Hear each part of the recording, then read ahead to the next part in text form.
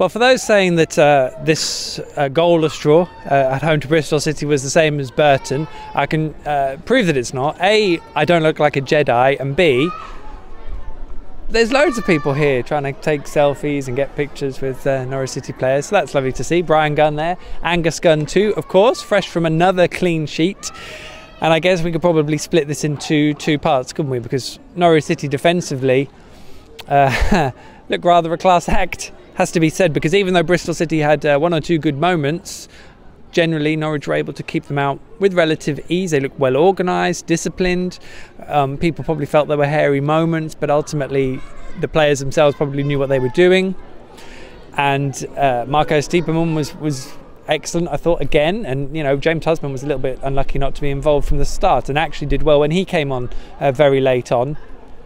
So a real cohesion, and I think Norwich have conceded 1 goal in 5 games, none in 4 in the league, I think, off the top of my head. So that's remarkable given the 8 concessions in 2 games we had obviously before the international break. It was nice to chat to Angus Gunn about it, because he clearly feels pride in what the club are doing defensively, and it's a real fillip for the club that they've got that aura about them and that platform that they can build off.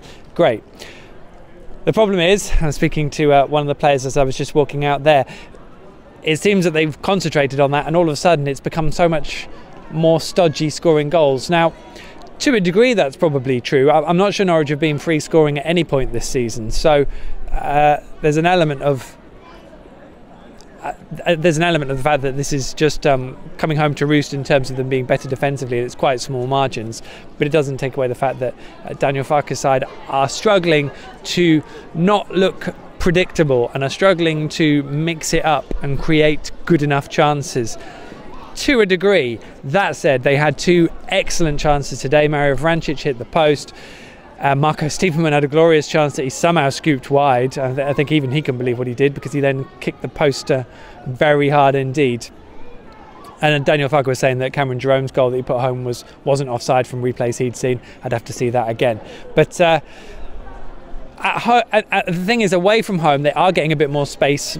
Maybe not seeing it in the best circumstances. The Brentford Cup game, not in entirely uniform and controlled test compared to these other ones, but when Norwich have a little bit more space away from home, they seem to be able to create better chances, like what they did against Sheffield United. But at home it's difficult, because the opponents are going to be more likely to sit in, and Bristol City did that defensively brilliantly. They got so many men behind the ball so quickly, and then they countered when they could, away from when they then had good spells of possession, and Bristol City played really well and were really economical with the ball, so that made it a difficult test for Norwich. It's a great point for them, absolutely no doubt about it, but that lack of space, it's nothing new. Home teams have struggled at home to break sides down. Norwich have had that plenty themselves, but that is the situation that Norwich are in now, which hopefully might bode well, given they've got 2 away games coming up at Middlesbrough and Reading, 2 teams that are very good teams, but likewise they're unlikely to sit in on Norwich necessarily, because they'll be convinced that they can have the ball and manifest chances and goals without worrying about what Norwich do. So it'll be really interesting how those 2 games develop, and much like the Burton game,